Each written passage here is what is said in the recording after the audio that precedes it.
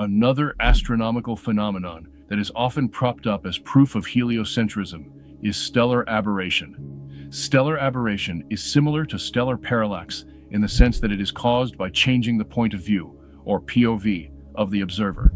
But whereas stellar parallax will show the observer how far one star is vertically from Earth than another star, stellar aberration shows how a star appears to move in an ellipse in a year's time. If we could time-lapse our view of the night sky over a year, the path of most stars would look like little ovals, except for the stars along the polar axis, which would look like circles, and the stars along the equatorial plane, which would look like straight lines. This phenomenon occurs for each star in the sky, without exception. It does not matter how far or how close the star is from Earth. In fact, the Sun and the planets will show the same aberration. So the natural question is, what is causing these celestial bodies to create these shapes? The cause is either A, the source, B, the receiver, or C, the light itself. Since modern science believes the star field is fixed and the Earth is moving, thus it discounts any arguments claiming that the source, the star field, causes the aberration. This leaves either B, the receiver, Earth, and/or C, the light itself.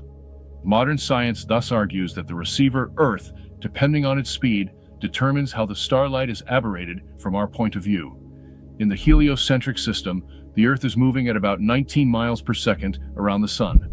Hence, the starlight will be aberrated in proportion to the ratio of the speed of light to the speed of Earth. To calculate the aberration, one takes the arctangent 19 over 186,000, which is 0.0057 degrees. Hence, the light will be aberrated over the course of a year by 0.0057 degrees, or about 20.5 arcseconds. In the geocentric model, the geometric counterpart to the Earth revolving around the Sun is the yearly precession of the star field. That is, since the star field is offset from the center by 93 million miles, the daily rotation of the star field will precess by 0.0057 degrees, or 20.5 arcseconds, every year. The precession will cause the stars to form ellipses, circles, and straight lines, from our point of view on Earth, over the course of a year.